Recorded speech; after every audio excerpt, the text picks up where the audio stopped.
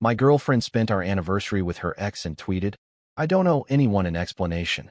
Real women don't ask permission." I retweeted it with, "Neither do I," and posted a photo that shocked her. Now she's begging for another chance. My name is Paul. I am 29 and I work in IT support for a mid-sized logistics company in Prague. My schedule is pretty predictable most weeks. Office hours, occasional late tickets, and a lot of quiet evenings where I decompress with podcasts or long walks along the river. I met my girlfriend Ashley 2 years ago through mutual friends. She is 27 and works as a veterinary assistant at a private animal clinic on the other side of the city. We have been together a little over 2 years, and for the last 8 months we have been living together in a small apartment in Vinohrady. Rent is split, groceries usually fall on me because I cook more, and our daily routine has been fairly normal. Ashley has always been outspoken. That was actually one of the things that attracted me to her at first. She tends to say exactly what she thinks without filtering it much. She also treats social media like a running commentary on her life. Twitter, Instagram, everything. At first I saw that as confidence. Her ex-boyfriend Jacob has always been somewhere in the background. They dated for almost 4 years before we met. According to Ashley, the breakup was mutual, and they stayed in occasional contact because they share some friends and a few social circles. I never loved that situation, but I also never tried to control who she talks to. My rule in relationships has always been simple. If something bothers me, I say it once, and we deal with it directly. For most of our relationship, that system worked. Last week was supposed to be our second anniversary. Nothing huge. I planned dinner at a small place near Old Town that Ashley likes. I even took the afternoon off work so I could get everything sorted early and make the night relaxed. Around 3 in the afternoon, she texted saying she had to stay late at the clinic because one of the vets asked her to help with an emergency appointment. That already felt a little strange because she usually complains when her shift suddenly runs long. Then around 6, I opened Twitter while waiting for our reservation time. That was when I saw Ashley posting a photo of cocktails across a table from Jacob. Under it, she wrote that she did not owe anyone an explanation and that real women do not ask permission. That was the exact moment our anniversary stopped being an anniversary. For a few seconds, I honestly thought I was misunderstanding what I was looking at. The picture was clearly taken at a bar. 2 drinks on the table. One of them was the exact cocktail Ashley always orders when we go out. Across the table from her was Jacob, smiling straight at the camera like he had absolutely no problem being there. Ashley was sitting next to him instead of across from him, close enough that their shoulders were touching. The caption was what made it worse. She wrote that she did not owe anyone an explanation and that real women do not ask permission. The tweet had only been up for about 10 minutes when I saw it, but it already had a few likes from her friends. A couple people even replied with things like "queen behavior" and "live your life." Meanwhile, I was standing outside the restaurant where I had just checked in for our anniversary reservation. For context, Ashley knew exactly what tonight was. We talked about it earlier that week. I told her I made a reservation, and she even asked what time we should leave the apartment. So seeing that tweet was not just surprising. It was very deliberate. The weirdest part was that she had texted me only 3 hours earlier saying she was stuck at the clinic helping with an emergency appointment. Clearly she was not. I did not call her immediately. I did not text either. Instead, I sat down on a bench across the street from the restaurant and just thought about the situation for a few minutes. There are a lot of ways someone can react to something like this. Most of them involve arguing, emotional messages, or trying to force an explanation out of the other person. I have learned over time that those reactions rarely help. Ashley and I had one rule in our relationship.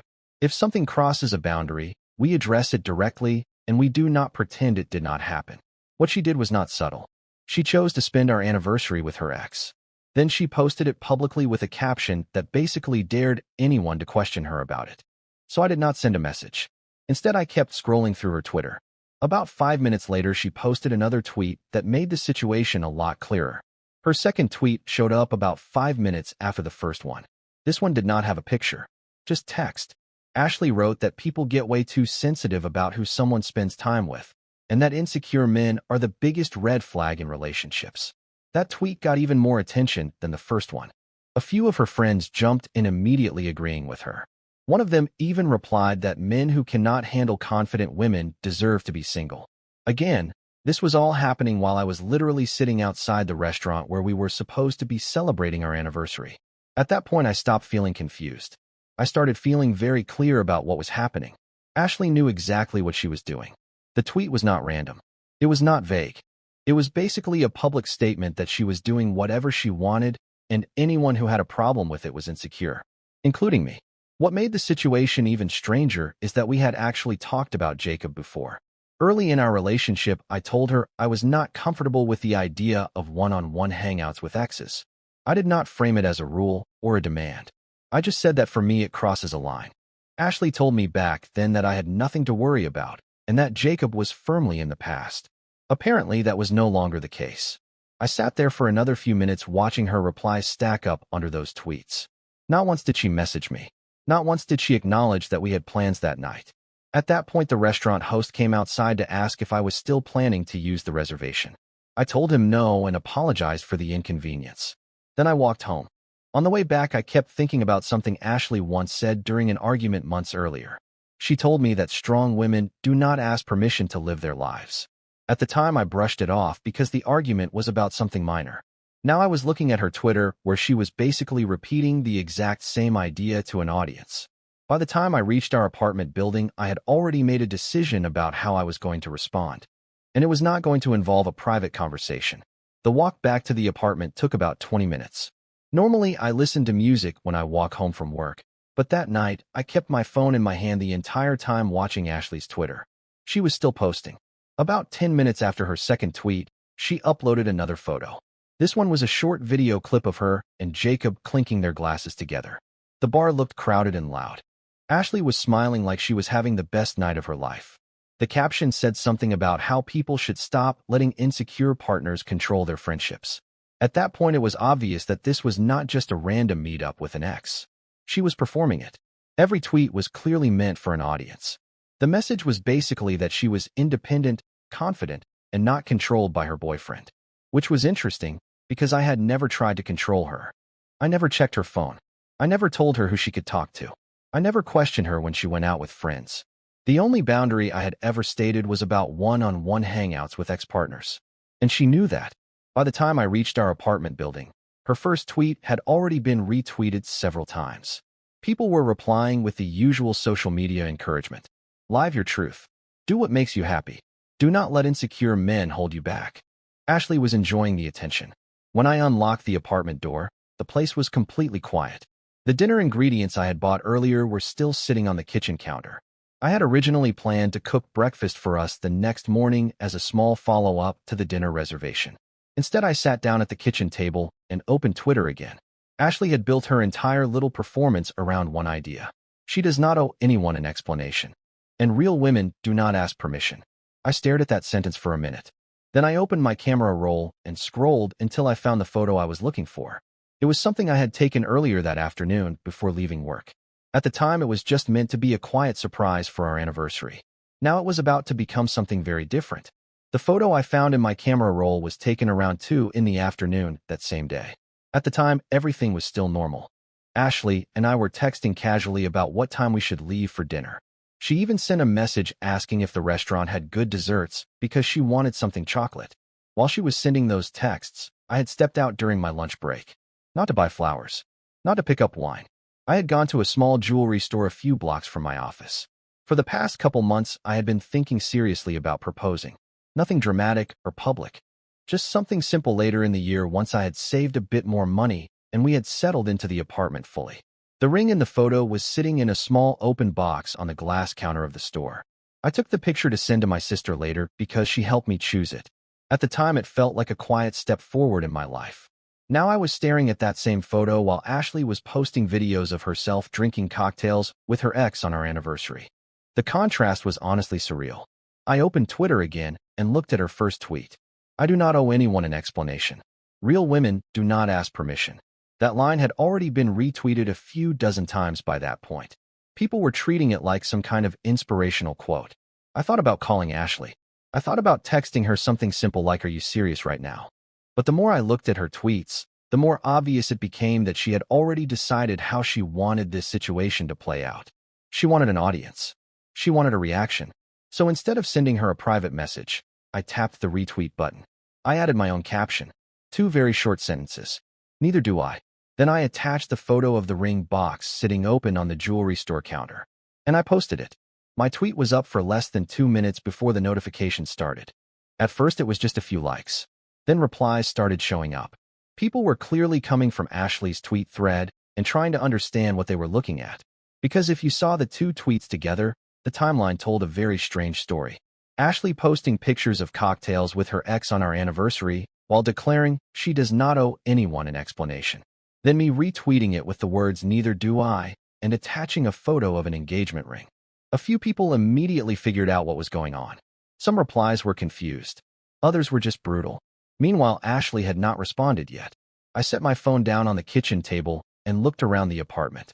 The place suddenly felt different. Not sad, not dramatic, just very clear.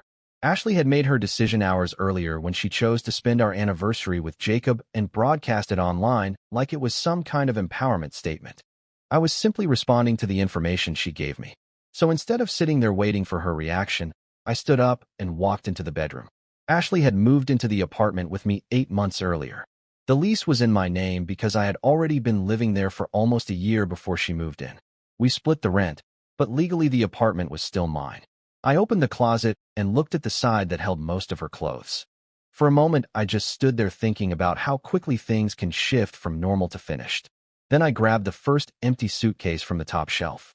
If Ashley wanted independence and freedom to do whatever she wanted without explanation, I was not going to argue with that.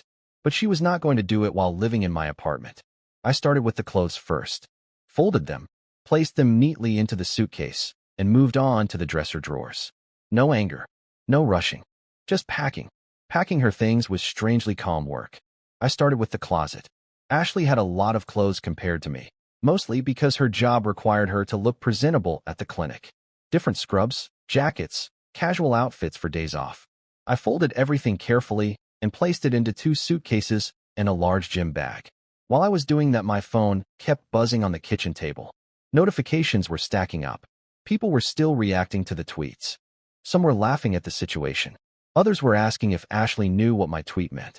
A few people were even tagging her directly, telling her she might want to check what her boyfriend just posted. I ignored the phone and kept packing. Next came the dresser drawers. Makeup bags, hair products, random things she kept scattered around the bedroom. I put everything into a cardboard box from the storage closet. The entire time I kept thinking about how deliberate Ashley's tweets had been earlier. She did not accidentally post that picture with Jacob. She did not accidentally write that caption. She wanted people to see it. She wanted attention. And she clearly expected me to stay quiet about it. After about 40 minutes, most of her things were packed. Clothes, shoes, toiletries, a few books she kept on the bedside table. I carried the suitcases out to the living room and lined them up near the front door. Right as I set the last one down, my phone rang. Ashley. I let it ring until it stopped. A few seconds later, another call came through. I declined that one too. Then the text started. The first message was just one sentence asking what the hell my tweet was supposed to mean. The second message came about 30 seconds later. She asked why people were saying I had posted a picture of a ring. I looked at the messages for a moment before setting the phone face down again. At that point, I still had one last thing to do before Ashley got home. The last thing I needed to do was simple. Ashley had a spare key to the apartment. When she moved in, I gave her a copy so she could come and go without worrying about my work schedule. That key was probably still in her purse while she was sitting at the bar with Jacob. I was not interested in waiting around for a late-night argument in the hallway. So I grabbed my jacket and walked downstairs to the small hardware store on the corner. The owner knows me because I have lived in the building for a while. When I asked if he had replacement lock cylinders for my door, he handed me one without even asking many questions. The entire trip took maybe 15 minutes. By the time I got back upstairs, my phone had completely exploded with notifications. Ashley had clearly seen my tweet. There were now multiple missed calls and a string of messages waiting for me. The tone had already shifted. Her first texts earlier sounded irritated. The new one sounded a lot more urgent. She asked why I would post something like that publicly. Then she said people were messaging her asking if she had just blown up her relationship. The last message said she was leaving the bar and coming home so we could talk. I set the phone down again and grabbed a screwdriver from the kitchen drawer. Replacing the lock cylinder on the door took less than 5 minutes. I had done it once before when I first moved in. When I finished, the new key was already in my pocket. Ashley's old one would no longer work. After that, I carried the suitcases and boxes down the hallway and stacked them neatly just outside the apartment door. Anyone walking past could clearly see they belonged to someone who was being moved out. Then I went back inside, closed the door, and locked it. About 20 minutes later, my phone buzzed again. This time it was Ashley. Not a call. A message saying she was standing outside the building and her key was not working. Her message came through at 9:14. The first one said her key was not working. The second one arrived about 30 seconds later asking if I had changed the lock. Then came the calls again. I watched the phone vibrate on the table while the screen lit up with her name. After the third call, I picked it up, not to answer, but to read the next message that came in. Ashley wrote that this was not funny and asked what I thought I was doing. I walked over to the door and looked through the small peephole into the hallway. She was standing there next to the suitcases, still wearing the same jacket from the picture she posted earlier at the bar. Her phone was in her hand, and she was clearly typing fast, probably sending the same messages I was reading. A moment later, another message came through. She asked why her things were outside. That was when I finally replied. I told her the situation seemed pretty straightforward. She said earlier that she does not owe anyone an explanation and that real women do not ask permission. So I was respecting that. Her reply came almost instantly. She said I was overreacting and that it was just drinks with an old friend. Not even an apology. Just drinks. I looked back through the peephole again. Ashley had noticed the tweet reactions by now because she kept refreshing her phone and pacing in the hallway. Another message came through. This time she asked if I was seriously ending the relationship over one night. I typed a short answer. I told her the relationship ended the moment she decided to spend our anniversary with her ex and announce it online like it was some kind of statement. After sending that message, I opened her contact on my phone and blocked the number. Then I opened Twitter and blocked her there too. A few seconds later, I heard another knock on the door, and then another, but my phone was finally quiet. The knocking continued for a few minutes. At first it was controlled, just Ashley trying to get my attention through the door. Then it became faster and louder once she realized I was not responding. I stayed in the kitchen and did not move. Without the phone notifications buzzing every few seconds, the apartment felt quiet again. The same quiet it had earlier that evening before everything turned into a public spectacle online. Eventually, the knocking stopped. A couple minutes later, I heard the sound of the suitcases being dragged across the hallway floor. Ashley was clearly moving them toward the elevator. That part lasted longer than I expected because she had more things than she probably realized. I waited another 10 minutes after the hallway went silent before checking the peephole again. The suitcases were gone. So was Ashley. Only then did I finally open Twitter again. The tweet I posted earlier had taken on a life of its own. Hundreds of people had now seen the exchange between Ashley and me. Some people were treating it like a dramatic story unfolding in real time. Others were pointing out the obvious timeline. Ashley publicly spent her anniversary with her ex and told the world she did not owe anyone an explanation. Her boyfriend responded by posting the engagement ring he had planned to give her that same day. Then the relationship ended. I did not post anything else after that. No follow-up thread. No explanation. Ashley tried to contact me through a mutual friend 2 days later asking if we could talk and work things out. Apparently, she told people the night with Jacob was harmless and that she did not expect me to react like that. The friend passed the message along. I told him there was nothing left to discuss. Ashley made a very public statement that night about independence and not needing anyone's permission. All I did was take her at her word and move forward with my own decision. Sometimes the clearest answers show up when someone thinks an audience will support them.